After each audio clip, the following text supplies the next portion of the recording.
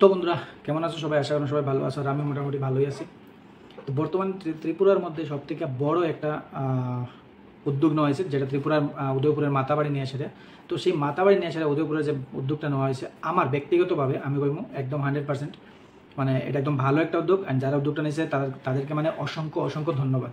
কারণ আমরা আছি না, বর্তমানে এমন একটা সমাজে বাস করতেছি, মানে যে দিদিভাইরে নিয়ে আসে, যে দিদিভাই যে ভিডিওটা করছে, দিদিভাইয়ের অনেকটা ক্লিপ আমি দেখছি, অনেকটা ভিডিও আমি দেখছি। তো আমি কইতে যাই দিদিভাই আপনার কোনো দোষ না, আপনি যে করছেন এটা কিন্তু আপনার কোনো দোষ না, এটা আমরা সমাজের দোষ। সমাজের দোষ কী কারণে জানেন? কারণ আমরা এমন একটা সমাজে বাস করি, যে সমাজে মানে বর্তমান সময়ে কন্টেন্ট ভিডিও বানালে কোন জায়গাতে ভিডিও বানাতে লাগবো, কী ভিডিও বানাইতে লাগবো, কোন জায়গাতে গিয়া ভিডিও বানাতে লাগবো, কোনটা ঠাকুরের স্থান, কোনটা শ্রাদ্ধবাসর, কোনটা কি, আমরা কোনো কিছু ভাবি না।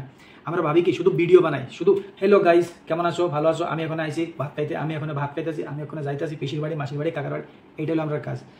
এই কন্টেন্টগুলো বানাইতে গিয়ে না আমরা ব্রেনটা এতই খারাপ হয়েছে, ঠাকুরের স্থান, ওই স্থানে গেছে এরা হিন্দি গানের ডান্স, শ্রাদ্ধবাসরে গেছে এরা হিন্দি গানের ডান্স। কি এইসব? What is this? এসব কি? আমি নিজে অবাক এইসব দেখিয়া, যে মানে কোনো জায়গা বাকি নাই।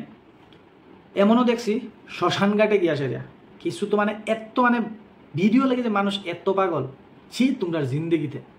শ্মশানঘাটে গিয়ে সেটা ভিডিও করে দেখাইতেছে, চিতায় আগুন জ্বলতেছে, দেখো গাইস আমি আইছি। কি মেন্টালিটি রে ভাই, কি মেন্টালিটি তোমরা!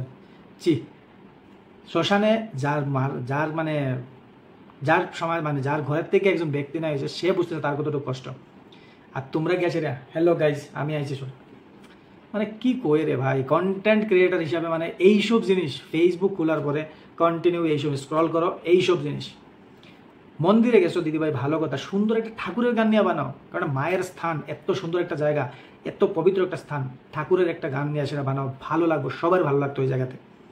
শুধু আপনি নয়, আপনার মতো আরও অনেকে রয়েছে, অনেক বড় বড় কন্টেন্ট ক্রিয়েটর দেখছি আমি ওইখানে ভিডিও বানাইছে। কিন্তু তোমরার মধ্যে মানে এই একটা জিনিস নাই তোমার মধ্যে, যে ঠাকুরের স্থানে গিয়ে সেটা হিন্দি গানের ডান্স করতেছো, বাংলা গানের ডান্স করতেছো।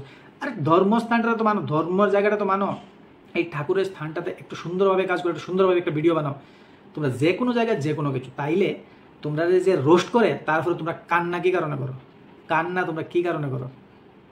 তারপরে একবার আমি এখানে কি ভুল করছি। আরে ভুল করছো না, আপনার মানসিকতা কি এতটাই খারাপ যে আপনার মাইন্ডের মধ্যে একবার আইলো না যে ওই জায়গায় আপনি ভুল করছেন, ঠাকুরের স্থানে গিয়ে সেটা আপনি ডান্স করতেছেন হিন্দি গানের। আপনি নয়, শুধু যারা যারা করছে সবাই ভুল এটা। কারণ ঠাকুরের স্থানে গেছে একটা সুন্দর গান, সুন্দর একটা ভালো ঠাকুরের গানে যদি ভিডিও করতেন 100 বার মানুষ আপনাকে সাপোর্ট করতো। কিন্তু ওই জায়গাটা, কিন্তু ওই গানটা আমার ব্যক্তিগতভাবে এটা ঠিক না।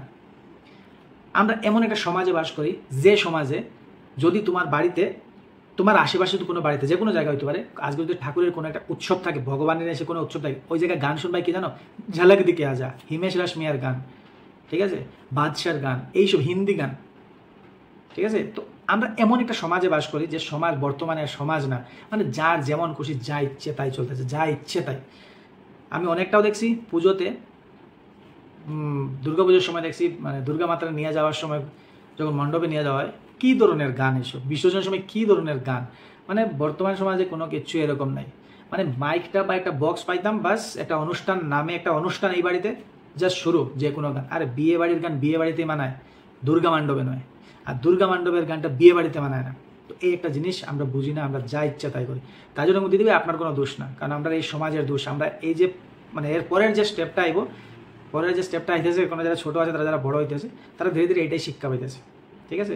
আর এতটুকু আপনি এই গানের ডান্স করার পরে আপনার একবার মনের মধ্যে এলো না যে আপনি এটা ভুল করছেন, আপনার মনের মধ্যে এলো না।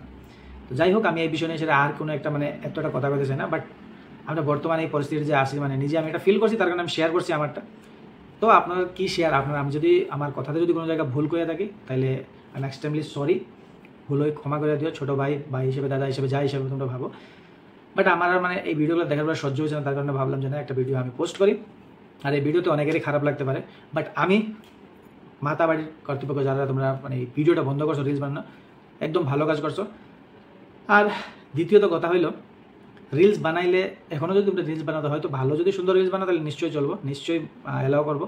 কিন্তু ফালতু মাতাবাড়ি দিকে সেরিয়া ঠাকুরের স্থানে, শুধু মাতাবাড়ি না, যে কোনো ঠাকুরের স্থানে গিয়েছে ঠাকুরের কোনো গান দিয়ে সেটা যদি ভিডিও বানায়, তাহলে হয়তো আমার মনে হয় ভালো হয়, ঠিক আছে। তো এটাই আমার করা আসলাম, শেয়ার করলাম সবার সাথে। ভালো থাকবেন, সুস্থ থাকবেন।